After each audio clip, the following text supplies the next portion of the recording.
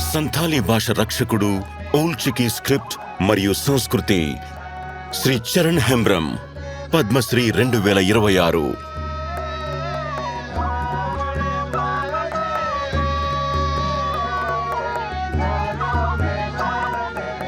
చరణ్ హెంబ్రమ్ సంతాలీ భాషకు, ఓల్డ్ చికీ లిపికి మరియు ఆదివాసీ సంస్కృతికి ఒక గుర్తింపును, ఒక భవిష్యత్తును కల్పించడం కోసం తన జీవితాన్ని నిస్వార్థంగా అంకితం చేశారు. విధి అతని తండ్రిని దూరం చేసినప్పుడు చరణ్కు కేవలం 2 ఏళ్లు.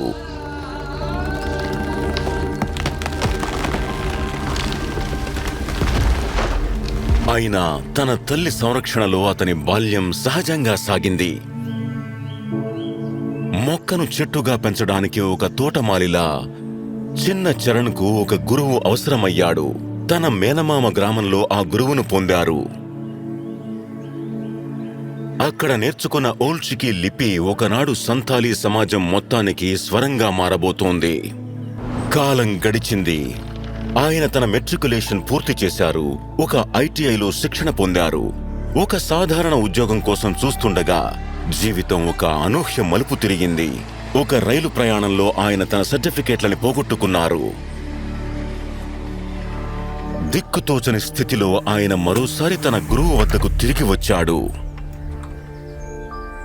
ఇది ఒక ప్రమాదం కాదు, విధి పిలుపు. సంతాలి అనేది కేవలం ఒక మార్గం మాత్రమే కాదు, అది నీ జీవిత పరమార్థం. గురువు మాటల్ని మంత్రంగా స్వీకరించి సంతాలీ భాష వ్యాప్తిని తన జీవిత ధ్యేయంగా మలుచుకుని టీచర్గా శిక్షణ పొందారు.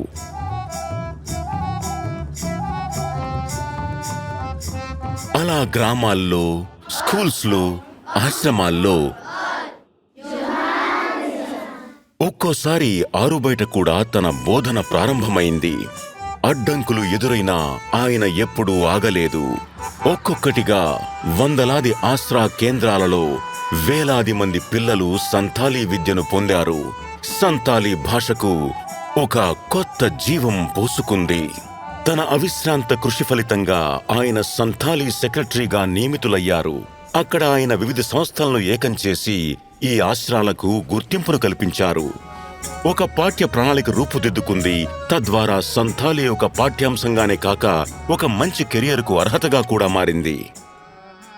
ఆయన రచనలు సంతాలీకి దాని స్వంత సర్గంను అందించాయి.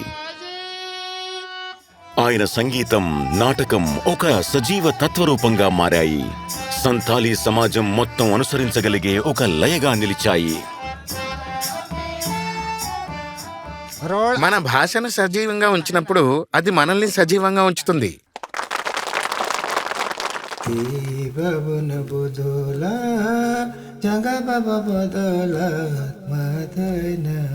శ్రీ చరణ్ హెంబ్రమ్ గీతాలు పండిట్ రఘునాథ్ ముర్ము శాశ్వత తత్వాన్ని సజీవంగా నిలిపాయి.